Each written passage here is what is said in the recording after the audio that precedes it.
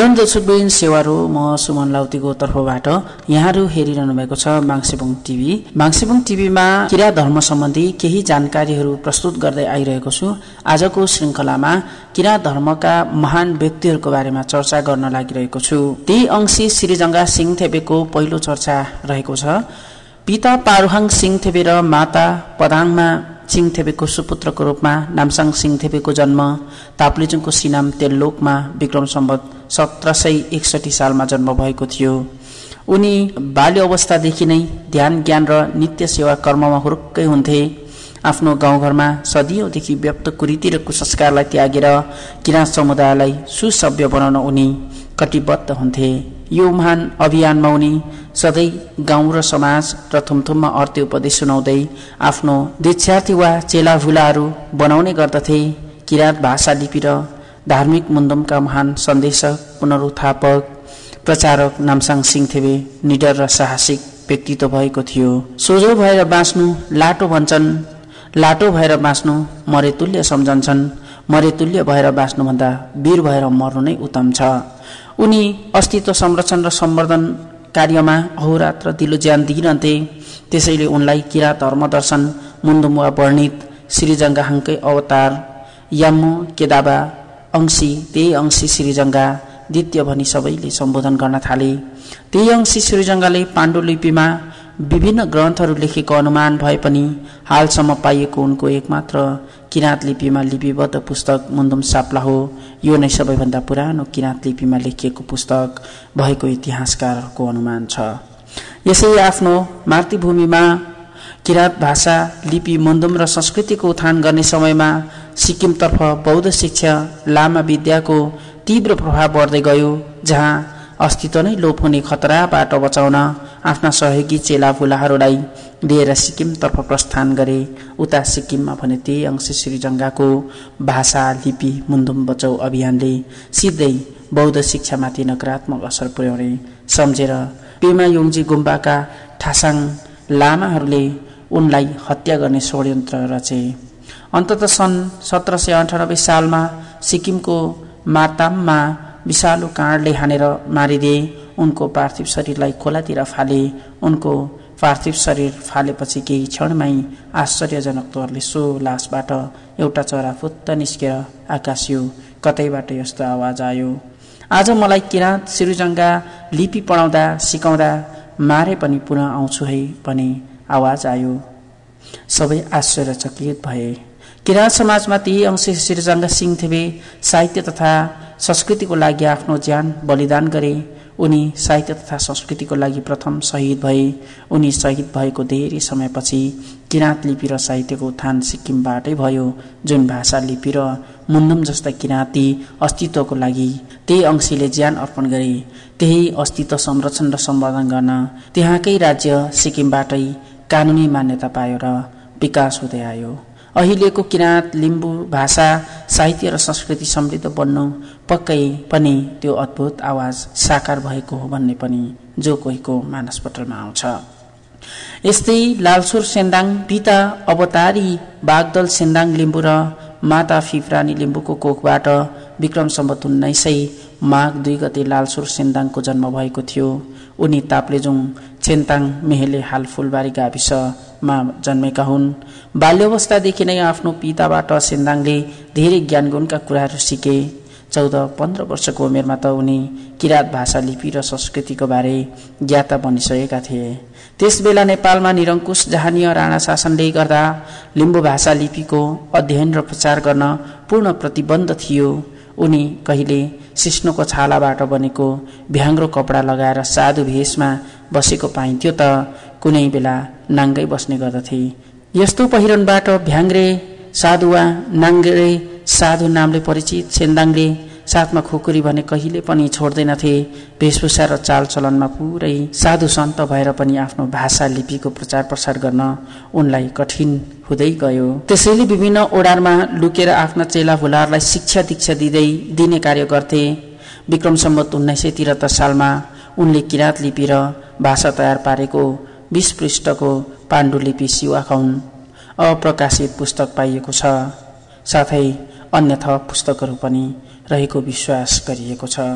लालचुर सेन्दाङको यस्तो जातीय चेतनामुखी कार्य राणाहरूले पटक्कै मन पराएको थिएनन्। उनी लिम्बुवानमा पहिलो खोजेको व्यक्ति बनिसकेका थिए।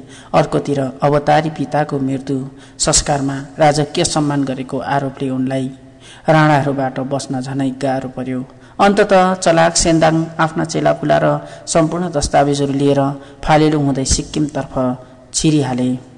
उता पश्चिम सिक्किमको दरमदेन भन्ने ठाउँमा सानो कुटी बनाएर आफ्नो कार्यलाई निरन्तरता दिइरहे। सो समयमा कालिम्पोङको युवा इमानसिंह चेम्जोङले भेटेर उनलाई गुरु थापे। यसरी आजीवन भाषालिपि प्रचारकको सेन्दाङ जीवनको अन्तिम कडीमा आफ्नो छोरीको घर आसामतिर लागे। उतै 86 वर्षको उमेरमा उनको मृत्यु भयो। अन्त्यमा उनी श्रीजंगा सिंहथेबे र इतिहासकार इमानसिंह चेम्जोङको महान पुलको रूपमा रहेकोले किराँत भाषा लिपि साहित्य र संस्कृति जस्ता महान सम्पत्तिहरू लोप हुनबाट बचेको छ। त्यसैले उनलाई सदा सर्वदा चम्किरहने एक उज्जवल नक्षत्रको रूपमा मानिन्छ। यसैगरी इमानसिंह विक्रम सम्वत 1961 साल पौष 17 गते पिता मेघवर सिंह चेम्जोङ र माता दावा पुहाङमाको कोखबाट इमानसिंह चेम्जोङको जन्म भएको थियो। उनको जन्म दार्जिलिङ कालिम्पोङको रिङ्केनबुङ भन्ने ठाउँमा भएको थियो। बाल्यावस्थामा उनले स्थानीय प्राइमेरी स्कुलबाट अध्ययन प्रारम्भ गर्दै कलकत्ताबाट आइए अध्ययन पूरा गरी बिए अध्ययनको क्रममा पितृशोकमा परि आफ्नो गाउँ कालिम्पोङ फर्केका थिए। इमानसिंह चेम्जोङले किराँत भाषा लिपि इतिहास खोज अनुसन्धान गरी प्रकाशन गरे। उनलाई तिनै महान कार्यले सदा अमर बनाएको छ। लेखन र राजनीतिक क्षेत्रबाट उनले आफ्नो जातिमा चेतना ल्याउने कार्य गरे। इस्वी सम्वत 1925 मा याक्थुङ चुम्लुङ कालिम्पोङको स्थापना, सिक्किममा किराँत लिम्बू भाषा साहित्य उत्थान कार्य र लिम्बुवान सुधार सङ्घ आदि संस्था स्थापना हुनमा उनको मुख्य देन रहेको छ। उनले तुम याक्थुङ निवाबु साप्ला लगायत धेरै पठनीय पुस्तकहरू लेखेका छन्।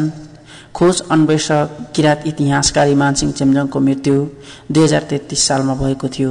नेपाल सरकारले उनको प्रतिभाको कदर गर्दै रु 2 मूल्यको हुलाक टिकट प्रकाशन गरी राष्ट्रिय प्रतिभा घोषणा गरेको छ।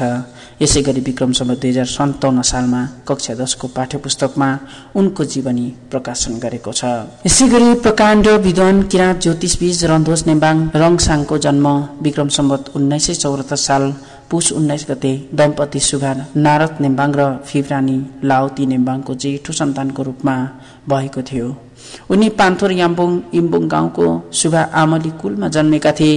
त्यसैले मुद्दा छलफल र न्याय सम्पादन जस्ता प्रशासकीय गतिविधिले उनमा सानैदेखि गहिरो प्रभाव पार्दै लग्यो। पछि स्वयंले त्यसको दायित्वबोध पनि गर्नु परेको थियो। बाल्यावस्थामा रन्दोस नेम्बाङले आफ्नै बाजे सुभा रामचन्द्र नेम्बाङबाट किराँत लिपि र गाउँले तिलोकसिंह नेम्बाङबाट देवनागरी लिपि सिकेका थिए। उनको परिवार विक्रम सम्वत 1970 सालतिरै महागुरु फाल्गुनन्द लिङदेनबाट दीक्षित भइसकेकोले उनी पनि सानैमा किराँत धर्ममा विधिवत दीक्षित भई महागुरुको अनन्य चेला भएर सेवा कर्म गर्न थाले। रन्दोस नेम्बाङले पान्थर जौबारी निवासी चन्द्रमती तुम्बापोसँग र पछि अठ्रै निगुरादेन निवासी लक्ष्मीमाया मादिहाङसँग दोस्रो विवाह गरेका थिए। उनको जेठी श्रीमतीबाट 2 छोरा, कान्छीबाट 1 छोरा र त्यतिकै संख्यामा छोरीहरू थिए। महागुरु सँगै बस्दै आएका रन्दोस नेम्बाङ किराँत भाषा लिपि, धर्म, संस्कृति र मुन्दुम सम्बन्धी गहन अध्ययन गर्थे।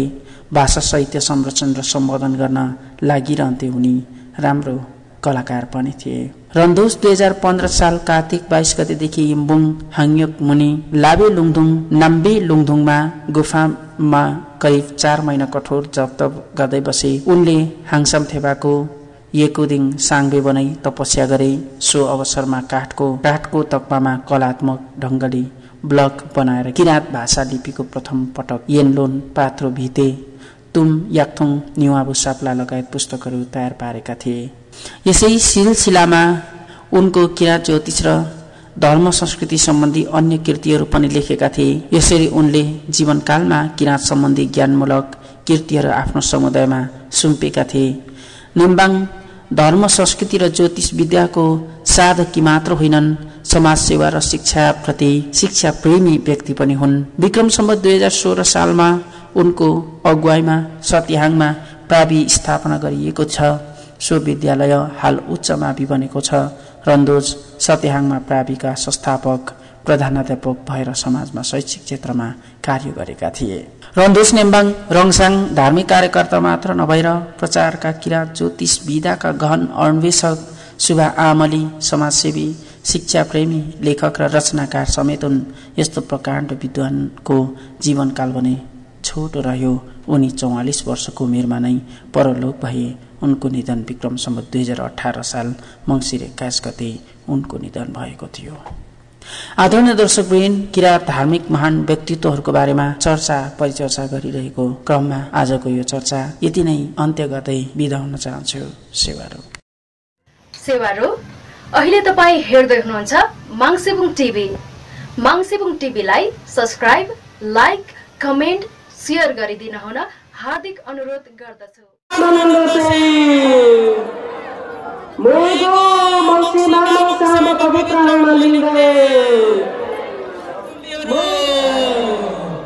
विश्व शान्ति तथा मानविकता, विश्व शान्ति तथा मानविकता, किराँत धर्मको, किराँत धर्मको, किराँत हंसं सम्यो।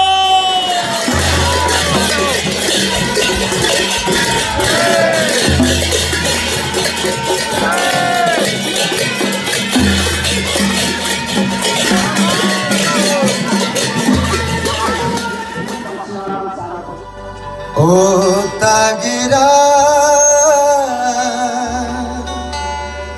निवा भूमंगे सेवा